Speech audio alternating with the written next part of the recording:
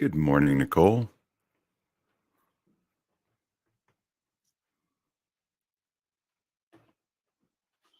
Am I past the dead spot? You sure seem to be. Yeah.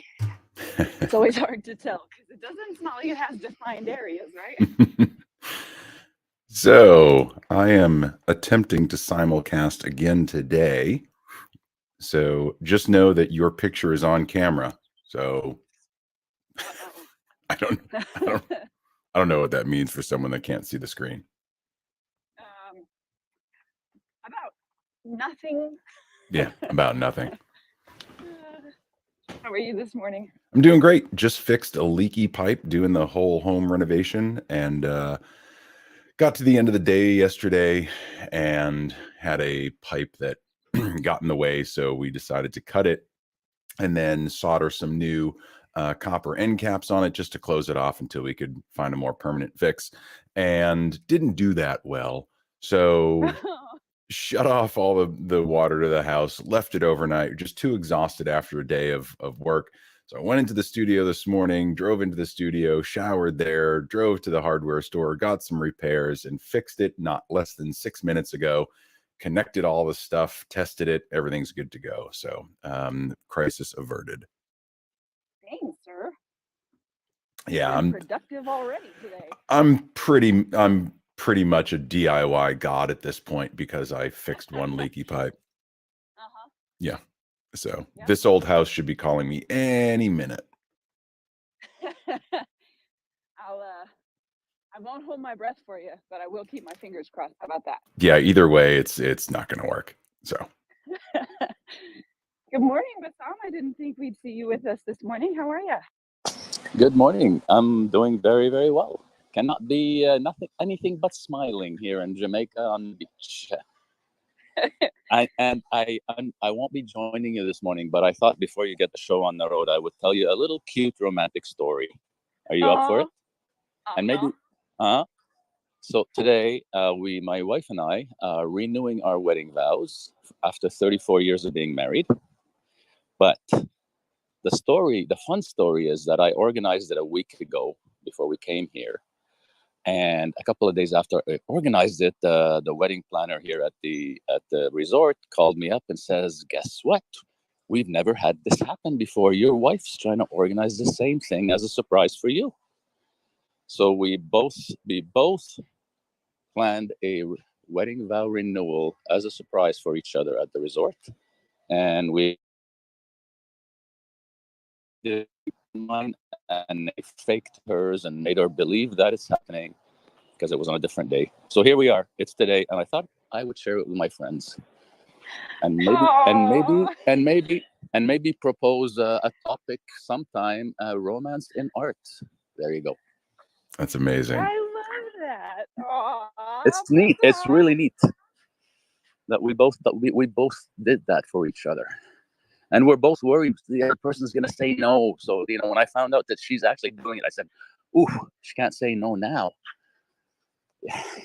Congratulations, my friend. That's awesome. Thank you, guys. I'm going to go for breakfast now, and I'd love to stay, but, it's a bit... no, I think I'll just do my thing. Love everyone. See you guys. Everybody and our friends. Hello, we'll see you next week, or at least talk to you next week. All right. Have a good one, friend. Bye, Bassam. All right, bye. Aww. I know. Too much love going on right there. Yeah, now I have feelings. No, push them down like we all do. Nope, get rid of them. Stuff them in a box. Just stuff them in a box. You can deal with that shit later on. Put that on your kids. Oh boy. What are we talking about today, Nicole? Well, first, I'm right by the blooming lilac bush, so I'm stuffing my face in that. God, they smell good. That's my favorite. My favorite smelling flower next to honeysuckles. Oh, they're so good. And this is the only time of year I get to sniff them, so you guys just have to deal. Okay. So, first, let me go ahead and say good morning, everyone, and welcome to Morning Walk with the Artist Forge, where we learn to think like artists. My name is Nicole York. I will be your host, and with me today is Matt Stagliano, and we will be discussing income disparity in the arts. It's an interesting topic to look at because it's one that, if you've experienced, you absolutely know what that looks like. And if you haven't, you may not have any idea what it is like. And I wonder whether or not we have any kind of, I don't want to say responsibility to one another, because I know now how that word translates to people, but I wonder first how we deal with that as up and coming artists, as people who are trying to make their way in the art world. And then I've mentioned before that at some point, I really would like to put together a scholarship, because I know what it is like to be that artist. And I want to be able to help provide a means of climbing the ladder for somebody else. But we see income disparity, of course, play out across civic and social structures that we're part of. But we don't often talk about the fact that this plays out in the art world as well. And so I kind of wondered if this might be an interesting topic to chat about today. Becca suggested it in our content categories that we have saved, but I'm really curious about how this affects us, because I know one of the things we love to talk about as artists is the fact that it's the brain, right? It's the mind of the artist that creates the art. And as photographers, we will often say it's not the gear, right? The gear is kind of secondary. But, and even though I fall very firmly into that camp, it also is the gear. There are some things we just cannot do without the right tools for the job. And often when we look at this income disparity in the arts, there are a lot of really talented, really motivated folks making do with what they have, who could be doing, creating, reaching, etc., for more if they weren't just trying to get by every day. So I thought this might be an interesting topic for this morning. I'm really curious to also hear from our friends in the audience today in the comments section if you have any thoughts on income disparity in the arts. And I'm assuming we're gonna hear from a lot of folks who started out with nothing, because I know for many of us that is the case. We kind of bootstrap ourselves from the ground up, and hopefully to end up where we are, where if we need, if we need something, we can handle it. But that's not always the case. So I know, Matt, you started your photography business after leaving a career in corporate. And so I wonder, from your perspective, do you have, did that give you any perspective into the idea of what it's like to start from nothing, or were you able to kind of finance that through other ways? And what are your thoughts just on the idea of income disparity where the arts are concerned in general? So yeah, I've got a lot of thoughts, and let me know if this is a little bit too loud or if you can hear me fine. But Sounds good to me. I've got a lot of, I think we can attack this from a bunch of different angles, right? So you've got the artist, the classic starving artist, right, who seems to always be scraping by for some reason or another. You've got the very good business owners that are running phenomenally successful businesses that may or may not have started from nothing. Then you've got the art buyers themselves, and therein also lies income disparity in terms of value for the art. And it's also, if you wanted to extend that conversation a little further, the rich buying art and the plebes not being able to buy the art from favorite artists, right? So there's an income inequality there as well in terms of price of art and what people can afford in the normal world. And I'm throwing air quotes. So I think there's a lot of different ways that you can divide this conversation if we're just using the term income disparity or income inequality. For to get back to your question, for me coming from the corporate world, I've done a million things in my life. I've been a DJ and a bouncer, and I've worked in biotech. I've been a high school teacher. I was doing high-tech database management and IT, and then got into mergers and acquisitions and in HR. And I've done a ton of different things. I'm constantly reinventing. The only place that I've really ever started my own business was when I left the corporate world. And that was back in like 2011-ish, thereabouts. The dates are all kind of confused as to things that overlap, but right around 2011 timeframe, left the corporate world of doing mergers and acquisitions and started doing photography and created my first company out of that. Now, I started with good amount of money in the bank. I had a good year-long severance. It was kind of floating along, and I had this hobby that people were hiring me for, but it was, in hindsight, purely a hobby. I did not know how to run a business. I was not running a business well. And over time, I kept pulling from my own retirement, my own, IRAs and 401ks and all this stuff to fund this business, right? Of just funneling money into something to try to keep that dream alive. Now, blew through all of that and was basically grasping at straws and started Stone Tree. It was kind of like my last ditch effort. And that's when I dove into the Sue Bryce world and really got my mindset right, learned how to properly run a business, learned how to properly, account for cost of goods and the cost of doing business and all of my expenses and all my inflows and outflows and all the things that come to running a business.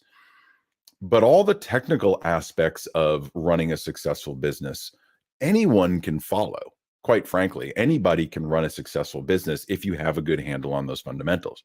Where it comes down for me, the difference between failure and success was all mindset. So when it comes to income disparity, as we talk about it, I don't believe that there is any artist that is incapable of making money or building a business if that's what they want to do. It's not for everybody. Some people create just to create, right?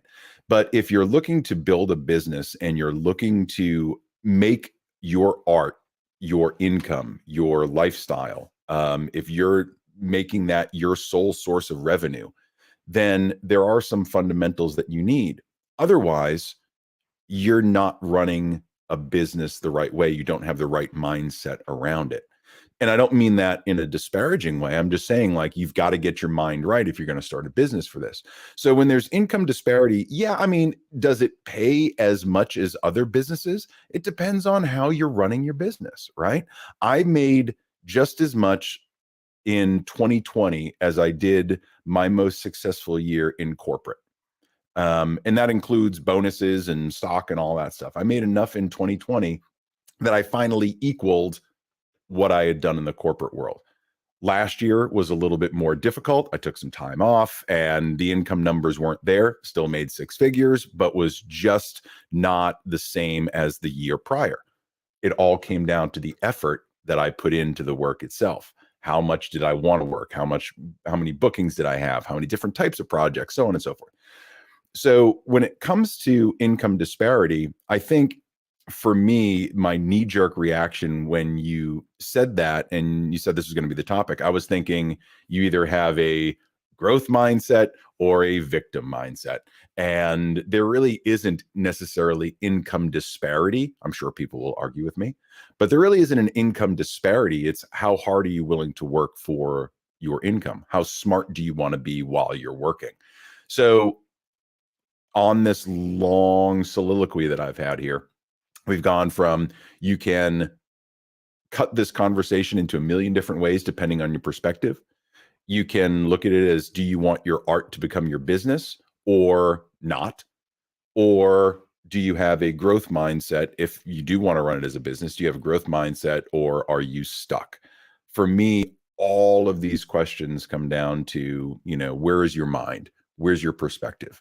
And if you're looking to make your art your profession, then the only thing that's holding you back is you. I don't believe that there's necessarily an income disparity because we are artists. So I'll end it there and toss it back over to you. Yes.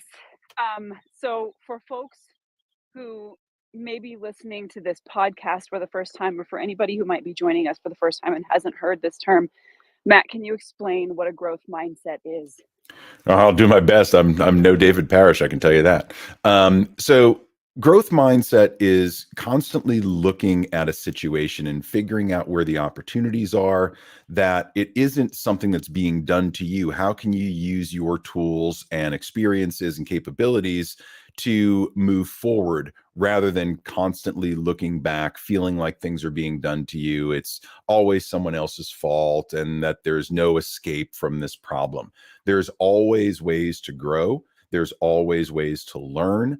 It's how are you willing to do that? Is it talking to a mentor? Is it reading? Is it going to websites and learning more things, workshops, what have you? There's always ways past problems. That to me is the growth mindset of never accepting failure as an option to dwell in. Right? We're all going to fail. That's part of the growth process. But a growth mindset is where you're always thinking, okay, I didn't fail. I'm not a bad person. I'm going to use that experience to learn and grow forward.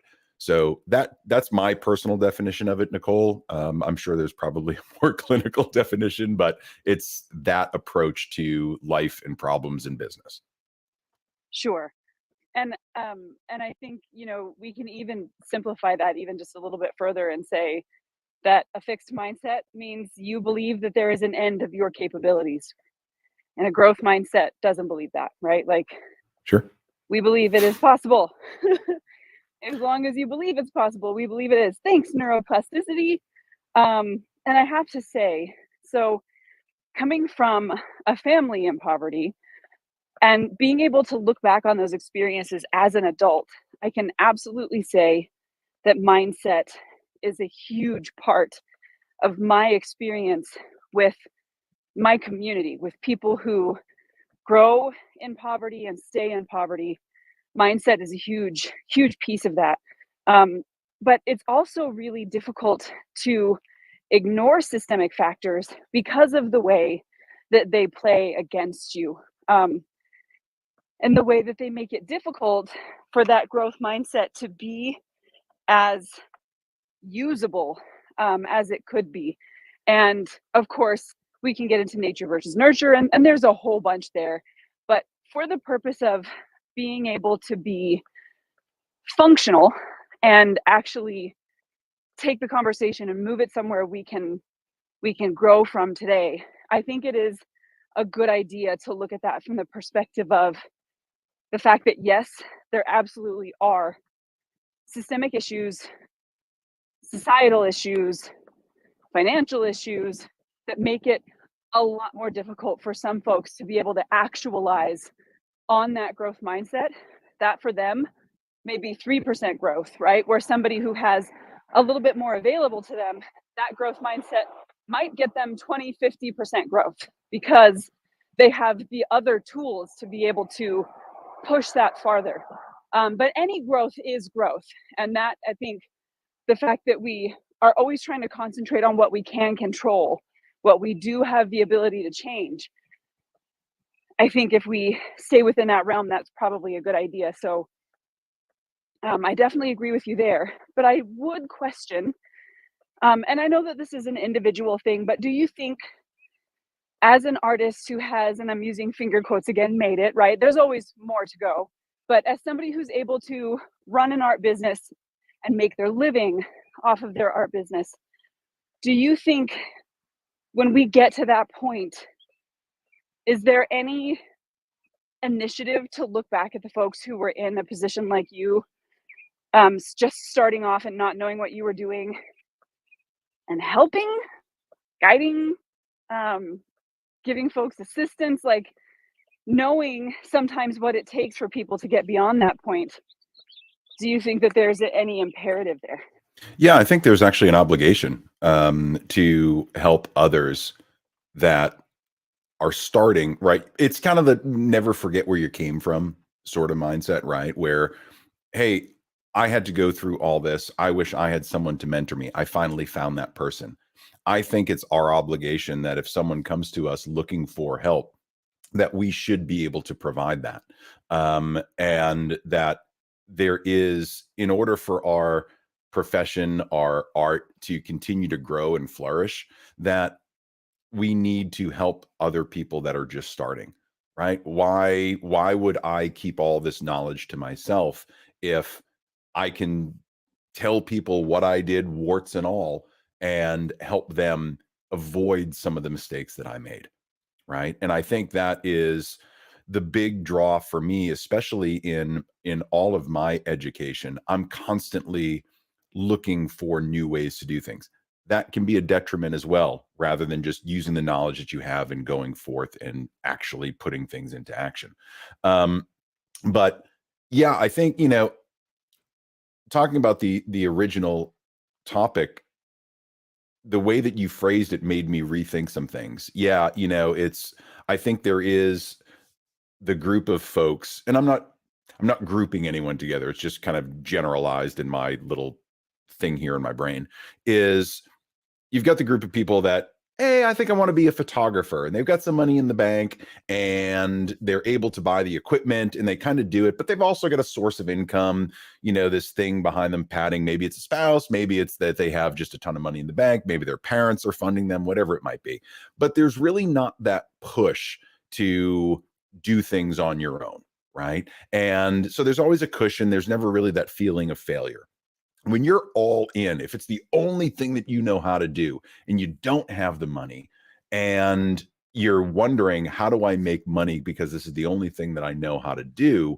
Yeah, it can be a lot harder, right? You might not have the capital to buy the equipment or have the studio or, get the materials that you need for your art. And it's going to make it harder. But to me, that's where, if you have that growth mindset, innovation pops up, right? And you figure things out. You figure out how to do it yourself. You figure out how to make things out of nothing. You figure out how to trade and barter and work so that you can, every day work towards that goal a little bit further and further. And then the income doesn't necessarily become a factor. It's just how passionate are you about making this work to become, your profession. So I think, it's easy to fall into a trap of looking at someone and saying, well, their husband's a lawyer. Of course, they're going to be a photographer. They can do whatever they want. They can buy all the things that they need and, look very successful in a short amount of time. Whereas someone with all the talent in the world may be struggling because they don't have any other source of income and they're eating ramen and they don't know what step is next because they don't know how to learn from someone. They don't necessarily have those resources at their disposal. So I think there's, this conversation again for me always comes back to, what's your perspective? How hard are you willing to work? But yeah, like you said, acknowledge that there are some initial barriers for sure. If you don't have those resources in the bank or you don't have access to them, yeah, it's going to be a little bit harder, but it's by no means impossible. No, for sure. I would absolutely agree with you there. Needy says that's very well said, Matt, but it's hard to find professionals who selflessly help others in growing in the photography business in general. And I think what you mentioned, coupled with that comment, is really interesting because that is, I think, one of the few ways that we as communities can help step up and fulfill that obligation, right? We don't have a lot of control over things like other people's circumstances, but when we provide places like this where we are trying to teach people how to think like artists, and we get to hear from successful artists who are making their living this way, it really becomes hopefully a bridge that helps a little bit with some of that disparity, because so much of it is mindset. And of course, there are those physical factors we've mentioned that come into play that do hold people back. And I'm not going to lie, I absolutely remember being that person and trying to combat those thoughts. Like, I at least was lucky enough to have a supportive husband. However, we did not use any of our income to support my business. So luckily, I kind of fell into an interesting ditch there where I wasn't going to be homeless and I was still going to eat, which is amazing. But I did have to build everything that came through my business from nothing. So any of the gear I got, any of the, anything, I had to earn enough to save up to buy it. And people like to laugh at this. I never had a credit card. In fact, I didn't even have a credit card until last year. If I wanted to buy something, I worked until I had saved up the money and then I bought it. And that really can make growth difficult because so much of your income is going toward necessary things that there is no other space for growth or paying for advertising or attending events because you can't put gas in your car. I mean, there's just thing after thing that will stand in your way. And it kind of extends that timeline a little bit because if you do have a lucky enough circumstance where you have some support, it just means that timeline for growth gets extended because the money goes to other places. That obviously doesn't account for things like luck, but for the people who fall in the position where there is no other option, you can see how even my small circumstance would expand and extend itself to make things more difficult, whether that's, obtaining gear or paying for advertising or affording to be able to go attend networking events or all of the other things that are involved in trying to grow your business, your art business, including gaining more education. So I think all of these factors coming into play really affect your ability to grow, which is why I love this room so much and this group so much, because we're at least helping people start building the mental framework to recognize that doesn't have to mean failure, right? That extended period of growth or the difficulties in the beginning or the lack of funding doesn't have to mean failure. I noticed Becca has joined us this morning. Yeah, and just... Are you awake and alive, Becca? A little. Hi. All right. We will continue to let Becca wake up. Go ahead, Matt. And I was just going to say, I think everything you said there is right. And I don't want people to think that, I'm putting down anybody that has a safety net, right? It's the fact that you're going out on a limb to start a business or to do your art is going to command all the respect from me in the world, regardless of the situation that you come from. I think it comes down to attitude and how you're approaching it. Are you approaching it as a profession or are you approaching it as a hobby? Either way is fine. Just be honest with yourself as to what you're doing. I think, everything that you said, Nicole, is spot on. I don't disagree with it. To get back to Nidhi's point about, it's hard to find people that are giving this knowledge. Well, I'd agree, right? I think there's a lot of people that will do less of the for free type of knowledge transfer and go immediately towards mentoring or education. I think you're fooling yourself if you think that you're going to get access to the higher level knowledge without paying a little bit for it. And that's why workshops are great. That's why hiring a mentor or a coach is great, because you're really getting that in-depth knowledge one-on-one with somebody. And, that's you're taking up people's time and you're, asking them how they did things. There's a cost that goes along with that. It's just like buying a book. For me, it's like buying a book or any sort of video series, right? But it's investing in yourself, right? If that's the method that you need, you feel that you've grown to a point where you need more education, then you've got to, find a way to invest in yourself that way. Now, when I was saying, I think we're all obligated, I think to some degree that we are. If I'm at a trade show and someone's asking me anything about my business, or if they have any interest in what I did, I'm going to take the time and give that to them there. If they want to set up something else, that's fine. I can do that as well. But it's why I'm so passionate about doing this here, right? It's a way to transfer some of that knowledge and get people thinking in different ways. And, you know, if you have followed us for long enough, you understand the way that I do things versus Kat or Bassam or Becca or Nicole. And you can kind of piece together what we've done, but it's not the same as one-on-one mentoring. But I think, you know, every artist, anyone that's successful in any way, shape, or form, whether that's selling one piece of art, whether that's having a 30-year career, I think there's an obligation to those others in your field to share that knowledge. I've seen way too much competition and way too many people in too many industries that hide their pricing and don't want to give any information away. And to me, that comes from a place of low self-confidence. So if you're confident in what you do, and you're confident that your knowledge is sound, give it away, give it to people, right? Charge if you have to, but it's our obligation as artists to help other artists grow, because that's the way that the community gets better. I'm just a big believer in that. Now, will I charge for mentoring? Absolutely. It's my time. I will charge for that. But at the same time, I'm here every morning for an hour a day, spouting off whatever comes out of my brain. I think we're obligated to give back in whatever way that we can. Yeah, I absolutely agree with you there. And that's a big part of the reason that this room exists. I remember when I was first, so I'm going to tell a quick story. When I was first getting started in my photography business and my portrait business, I was shooting weddings, I was photographing families.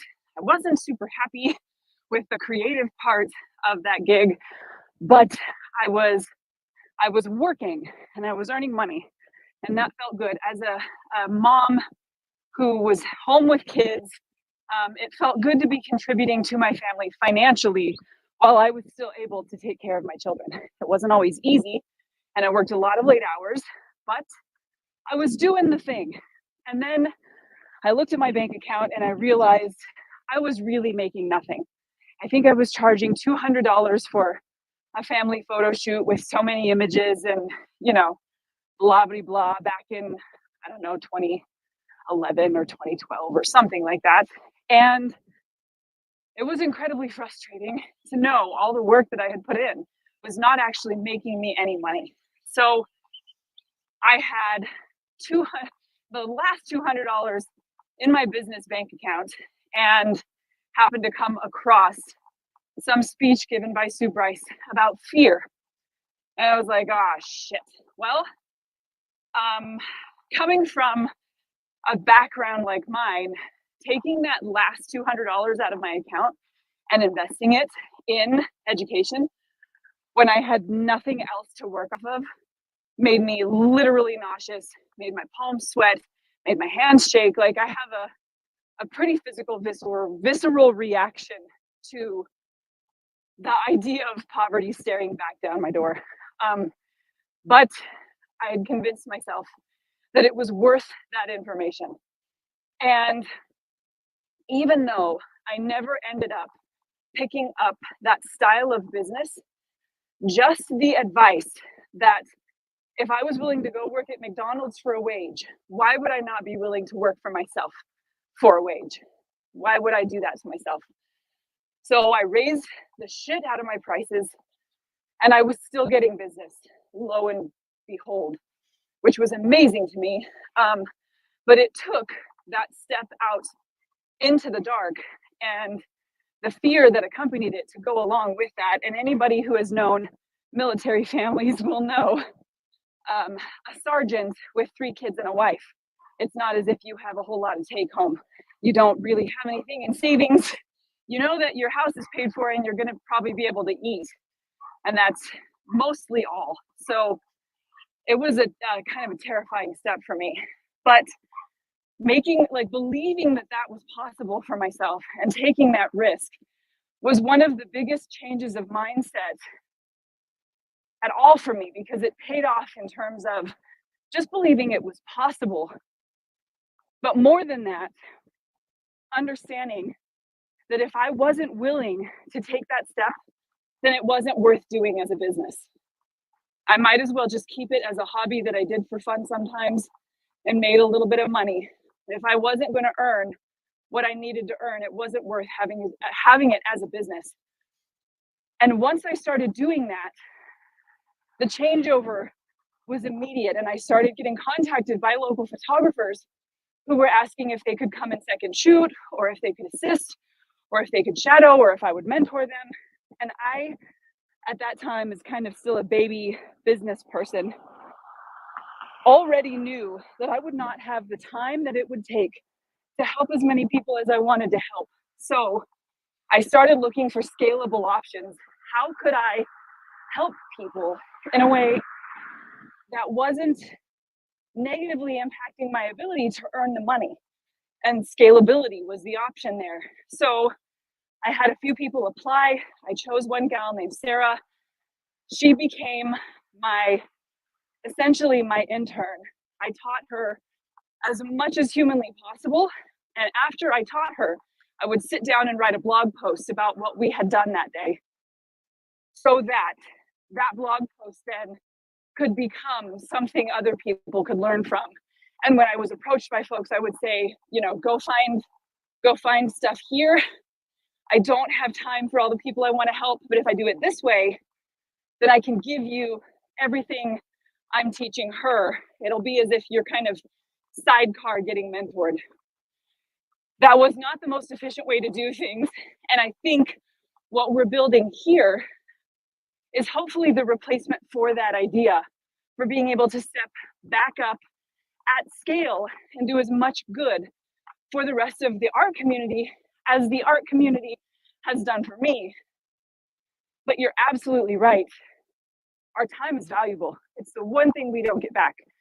And we end up on the front end as lower income earners, investing our time more than anything else.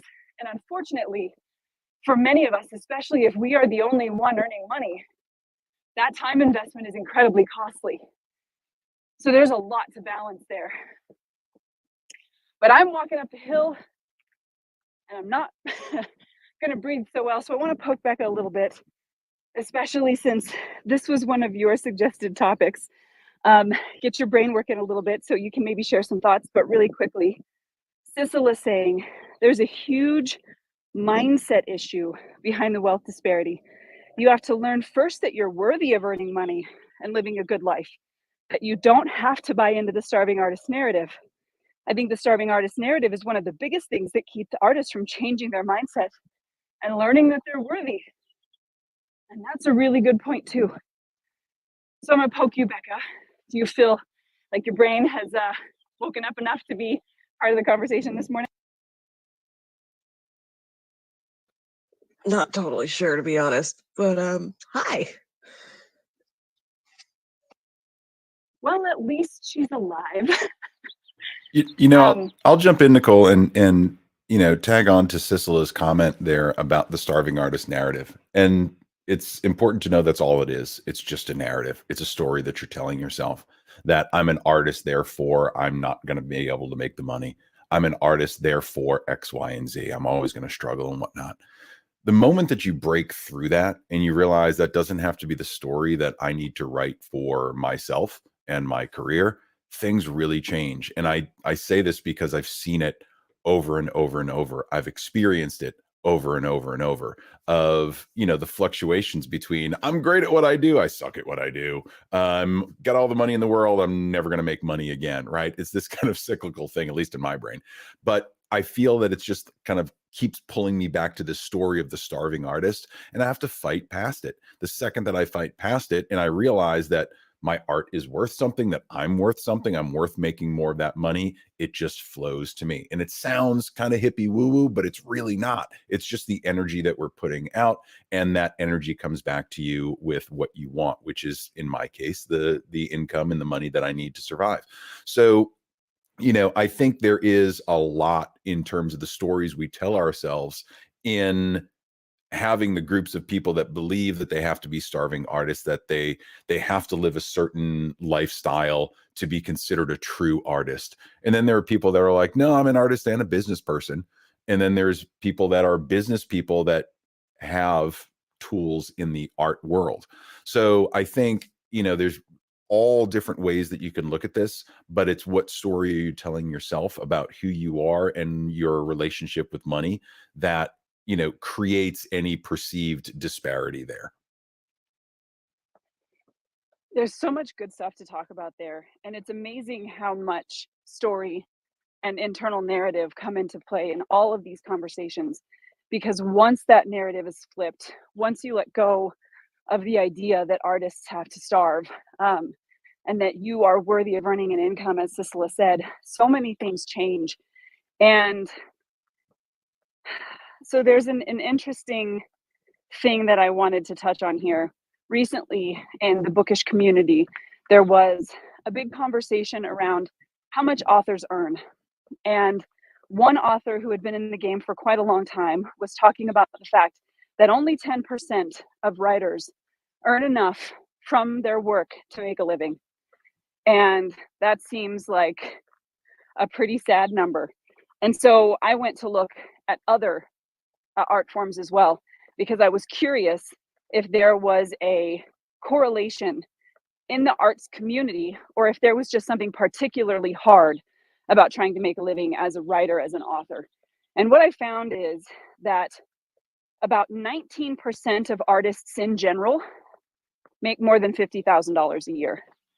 And then photographers, about 60% of photography businesses, according to just these statistics that I read, fail in their first year. Of the remaining 40%, 25% fail in their second year. And whether that means they just didn't make enough to sustain their business or in the first year, or they realized that this was going to require way more effort than they suspected, there were no reasons given. But whatever the reason, those were the rates for people who didn't make it. And when I look at that from a perspective of the arts in general, it is just a reminder that stepping into this field to make a living requires, forgive me, a pretty big set of balls and a whole lot of grit. And I started questioning why are these numbers what they are? And that also made me wonder, out of all the writers, how many of them are actually looking at this as a full-time business? Because a lot of folks are writing on the side. A lot of folks have published books while they're doing other careers, which is how my first 2 books were published. I'm a photographer by trade, so those were side gigs. Those were things I did on the side. I wasn't actively trying to make my whole income from publishing. And so I wonder if we were to take those statistics and start accounting for things like how many people are going into this whole hog and what are their mindsets like? How many folks just thought that this was going to be an easy side job and then quickly realized it's a full-time gig and went, I'm just not willing to do that. I wish we had more information there so that we could know what factors play a role in keeping at 10% only at 10% and not making that larger. If it's just the difficulty of selling books, and then a similar thing with artists, where does that disparity come from? I really wish that I knew the answers to that. And I think without some kind of really large study where people could self-report things, there probably wouldn't be a way to find out. And I did look for some of that information. I just didn't find it. So if somebody happens to have it, it would be great to hear.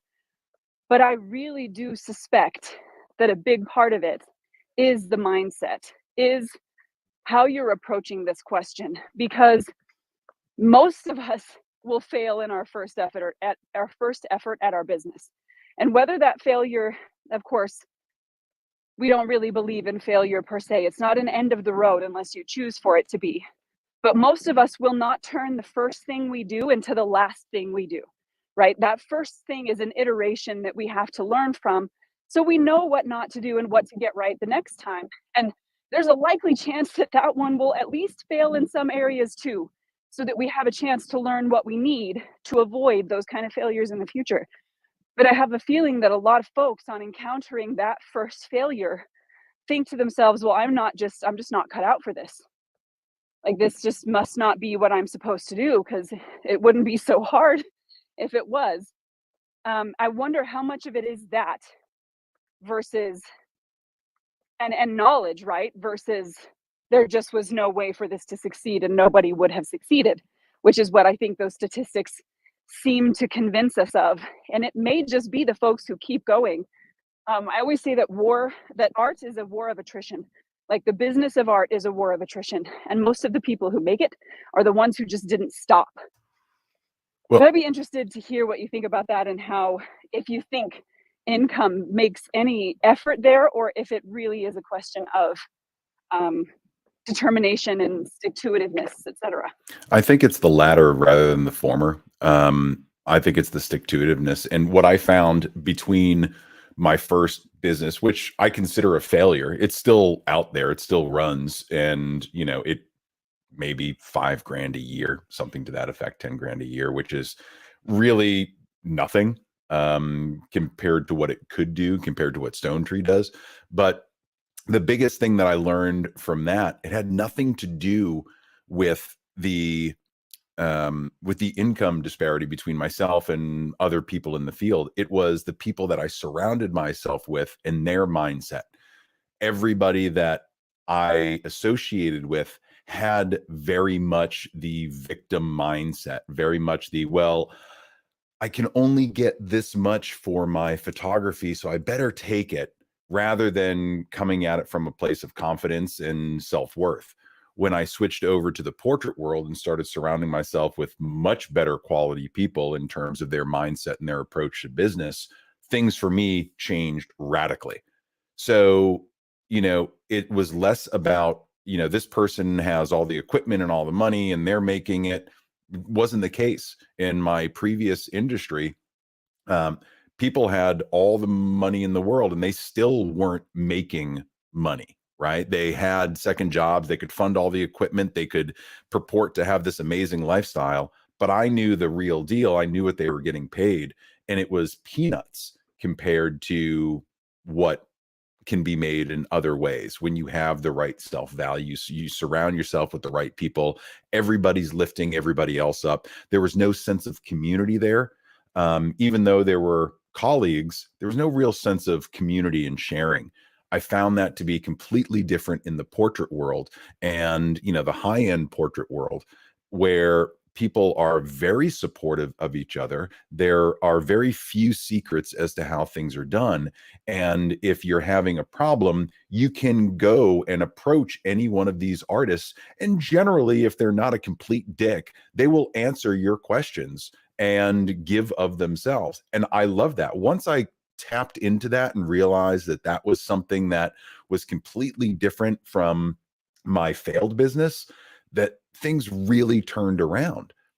Kat was one of the first people that I met, and she absolutely, I credit a lot of my success to what I learned from Kat. So, I think it's all in the quality of the people that you surround yourself with, the support system that you have, people that believe in you and what you're doing and will support you. I think that goes infinitely further than having the income at your disposal to do those things. Because if you're given it all, or you have the income and you do it, but you still don't have the right mindset, then it's just going to be wasted. It'll just be wasted over a longer period of time. Well, I wanted to jump in there too, because you mentioned your first business didn't have a cash flow problem because you were funneling all of your cash into it, right? Like you were pushing your 401k in Absolutely. there. Yeah. And so if it were a pure question of income, or like having the cash flow to make things work, it should have worked, right? No, absolutely. And I mean, it was something that I didn't want to face my own failure. That was it. I was just like, I'll just keep making this happen because I believe in it and I believe in it. Well, the difference was I believed in myself. I didn't believe in the business. I didn't know how to run that business. And that's two completely different things. I am the type of person that I may fail at the task, but that doesn't mean I'm a failure. So I will continue to work and work and work and work and work and not give up, right? It's kind of like, it's just that thing in me. I'll just keep charging that hill and figure out a way to get to the top. And what I didn't want to do was give up, but I also didn't want to admit that I was failing. And that's where the problem was. I didn't want to take a hard look at what I was doing. And so I just kept trying to throw money at it when that was not the right approach to it. I had to change what was between my ears before I could really start making money and stop the bleeding from all the other things. I still, to some degree, haven't recovered from those financial mistakes, but mentally it changed my entire life. So like you, Nicole, I kind of refuse to ever be in that position again. So I'll do whatever it takes to get past it. But yeah, it was a big lesson learned, that even though I had the cash, I kept throwing it at it and it still failed because I didn't have my mind right. So that's why I don't believe in, the income disparity of holding you back as an artist. I don't think the income really has anything to do with that. Could it be a barrier to some of the things that you want to do right away and you have to delay that gratification? Absolutely. But it doesn't mean that you can't reach that goal. For sure. And I think the delayed gratification is an interesting one because I believed for a long time that if I wanted to earn a large income from portraits when I was still a portrait artist, that I needed to have a studio space that was fancy, right? Like I needed to have that and I needed to fix it up. And what I actually just needed was to take the room in my house, I don't even know how I managed this, the tiny ass room in my house that was a small child's bedroom, and turn that into a space that I could work. So my kiddos shared a room with their bunk beds, and I took the other room and turned that into my workspace. And also my garage, which was half belonging to my husband. So it was never as neat and tidy as I thought it would need to be for somebody to pay me to take photos of them. And I know folks who make a fantastic income out of their living room. And it seems like one of the great things about having to kind of be inventive and bootstrap yourself when you don't have the cash flow to get the things you think you need is you realize how much you actually do not need in order to get things done. And you realize that if you walk into the situation with confidence and you believe that you are capable of making it happen, even in this circumstance, even in less than ideal conditions, even if you're shooting out of your garage or your spare room or your living room, all of a sudden you learn all of these kind of hard knocks lessons that you then get to take with you into the next stages of your business. And even if that iteration of your business doesn't continue, those lessons are applicable for everything else you're going to do, which is the step, right? Like most of us have heard the stories of entrepreneurs who failed and failed and failed and had businesses fail and fail. And all it took was the one right business, the one right circumstance, the one right whatever for them to be able to take all of those lessons and finally create the business they were going to be able to sell for $100 million or, whatever it is that they do. But that failure is so scary, especially for folks who have been in positions like mine, where it's a gut-wrenching, palm sweating, hands shaking, like one of those moments where you feel like you're going to be back to the place you never wanted to be again. And the courage to go on from there and the belief that even if that one fails, it's not the end, seem to serve way, way better than just having the extra income to get the other things that you need. We've got a hand up today. Trinity Greer, going to go ahead and bring you up. And before we have you share your thoughts, a couple of things from the comments. Sissel is saying, I still struggle with the studio space thing. I shoot from my studio apartment. It's tiny. That is a struggle, man. But I've made a lot of money in here and in other homes I've lived in. And that is true. Some of the photographers I know who make the biggest income from their portrait business shot in their homes for years and years and years. So I know Bassam also shoots in his home. Jay Mayhew shot in her home. Megan DiPiero for years and years and years worked out of her home. It is absolutely a thing that can be done. Needy saying, I literally turned my master bedroom into a studio room and did a portable setup for conducting shoots. Yep. We get to be inventive in those situations. And of course, even having the space is predicated upon having the space, right? But that doesn't mean that we can't shoot outdoors, right? Like where there is a will, there definitely is a way. So Trinity has joined us. Hello and welcome. Would love to hear your thoughts on the conversation today. Hello. I just came in at the tail end of what you were talking about as far as the failures and restarting, and yeah, I can echo that sentiment. I've been working 20 plus years as a creative through different versions of that. You know, starting at post film school and starting out as an editor and then transitioning to someone who shoots, and then later on being a creative director, and most recently an art director. And that company decided they needed to cut staff. So now I'm rebuilding a business on my own, but within a month I've already got my first documentary client, and picked up a TV show that I'm DPing for. So, truth is, you know, it feels like the world's coming in, and you somehow maybe are taking on failures that aren't yours. You know, just because other people didn't run their business correctly doesn't mean that I, who did my job to the best of ability and did my best to save the company money and make good choices for them, you know, I did my job 100% right, and the failure came from somewhere else in the system. You know, so sometimes what looks or feels like another failure is actually something you shouldn't be taking on as that feeling. It's just my 2 cents. This most recent form of I don't know. It's not really.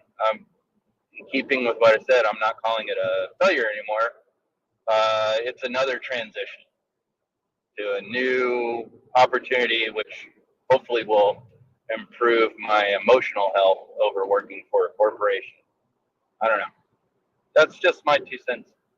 I just wanted to share and support your point. And as far as like shooting in your home, since that comment got brought up, I was really able to find a place for me to in my own space, but I work as a traveling location photographer for where I would have to build studio on site for a long time for magazines, individuals, portraits. So yeah, having a studio space is a boon, but it also becomes an overhead drag that you now have to manage. So shooting out of your homes or shooting out of an adjacent space makes total sense to me.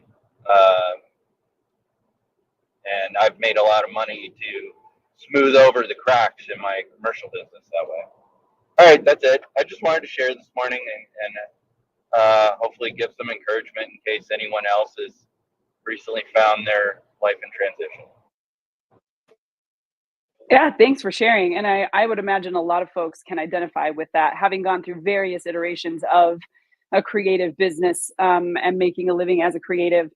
And we've talked a lot about forcing functions in this room, and the fact that sometimes circumstances just arrive that push us into a new thing or out of something. And often we don't really realize until we look back in hindsight that those things that happened were sometimes the best things that could have happened, because they pushed us to where we're at now and gave us the ability to do the thing we didn't even realize we needed to do.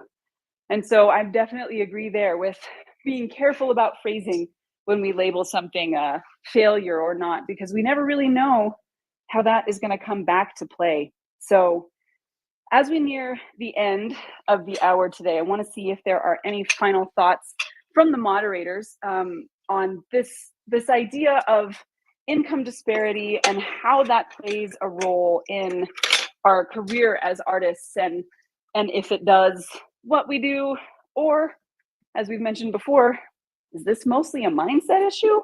So any final thoughts? I think I really liked what Trinity just had to say. Oh, sorry, Matt. No, please. Just it wasn't a failure of you to do your job. it was a failure of the system. And Nicole, you called me out for suggesting the topic of the wealth gap and like inequality within the arts. And that was what was kind of on my mind in regards to the topic. So I apologize for not being a little bit more awake today.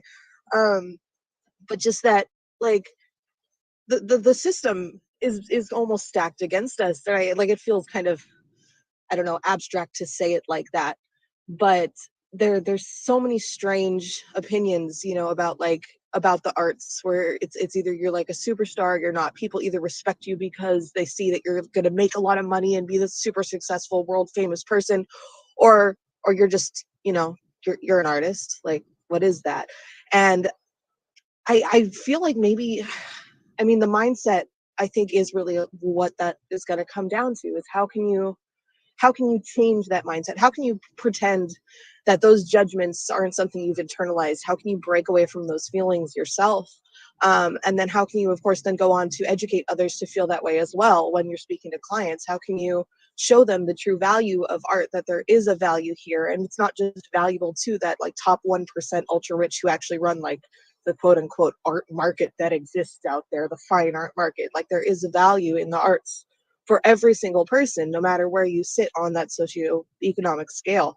So I think having to do that work in ourselves, and then however we can reach out to the rest of the world and teach that value and show how important art is to everybody, I think is where we're going to see the most success there.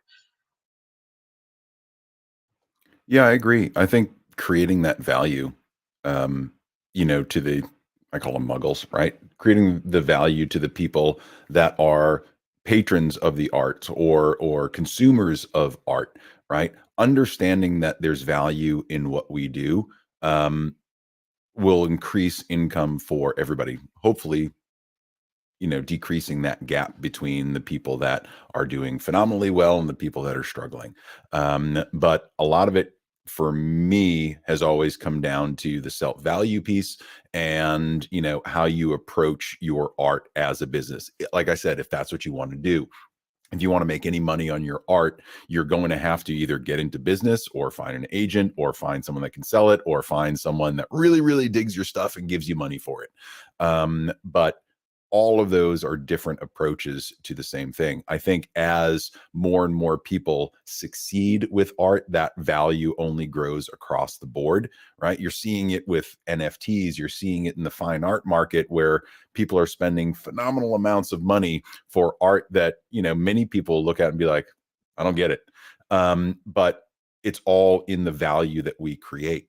So there's a million ways to dissect this argument. For me, I clearly came at it from a business perspective. I think there's ways that you can come at it from the consumer perspective as well. And then there's also, you know, between artists ourselves, I may look at someone and be like, wow, Nicole has been making a ton of money and she gets all these opportunities from all these companies to be sponsored and do all this.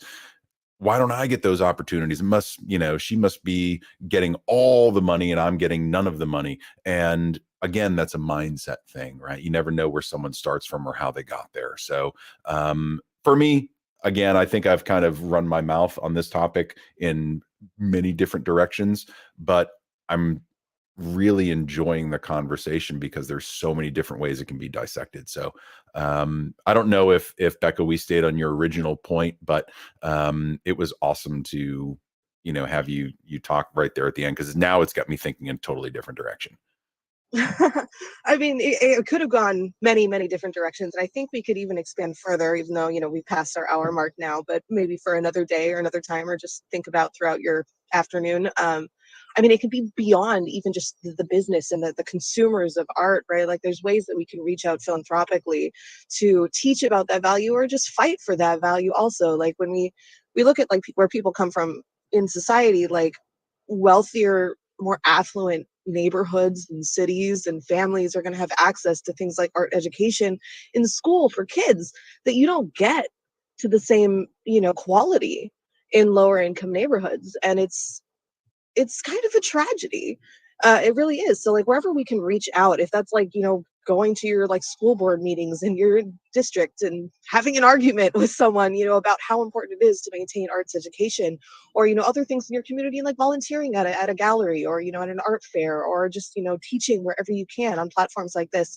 I just think that there's so much value in teaching about the value of art to anyone and everyone that you have access to. I love that, guys. And we had a couple comments as well in the chat, so I just want to get to those before we start to shut down. But Stephanie saying, I still struggle with my mindset. I struggle right now. Oh, wait, I'm sorry. Let me get back to that. She said something earlier. Mindset really played a big part in it for me. I don't come from money. Then I had a kid and started life as a single mom. I had to figure out how to make it work and succeed. I still struggle with my mindset. I struggle right now. And I also hear my work is good, but I'm trying to figure out how to manage getting more clients in. It's hit a standstill. So my mindset is just struggling and how I'm going to make it work. So I think in some ways that struggle might always be there underneath the surface. And I think you're right that that struggle to think rightly is always going to be something that we have to face and learn and relearn and teach ourselves and reteach ourselves over and over again. It's not as if we get it right and then all of a sudden we never struggle anymore, right? Like that's just a thing that we're going to have that internal conversation with ourselves every time it happens and go, no, we've already proved to ourselves, and look back through our past and say, if I can make it in those circumstances, then I can make it now. And it is always going to be a struggle. But I think that's also why Matt's comment about the people we surround ourselves with is so important, because when we have the right people at our backs who remind us, no, look how far you've come. Look at what you've done. Look at what you can still do. That becomes a huge part of being able to move forward. And Needy saying mindset changes with the experience we go through during the creative process of being an artist. It's a constant flow of struggle, growth, and expanding our horizons to stand out and be our best versions. And there were so many good thoughts and insights today on this idea of income and income disparity, not only in the arts in general and who has access to the arts, like Becca mentioned, but also, you know, between artists and who is able or capable of making a go at living this artist life. So it is absolutely a conversation worth having. And I just want to reiterate something I know we've talked about in here before as my final thought, which is there are a lot of things we don't have control over. I don't have control over the weather or the government. I don't have control over the state of the industry. And I seem to have a penchant for jumping into industries right when they start to hit the bottom of things. It's my favorite. Right when it's the hardest to make a living there. We don't have control over a lot of those things.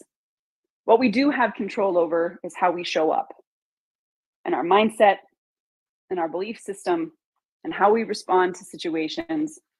And if we believe we are capable, and if we are willing to put in some sacrifices, and if we are willing to stick it out for the long haul and take these things that look like failures as lessons and be inventive, take some of that creativity that makes us such amazing artists and turn it toward being able to stick this out and make it work, I think we are going to find that we are capable of so much more than we thought possible. And looking back at our lives and where we started from to what we built for ourselves and what we were able to become, those stories that seem like mythologies, right?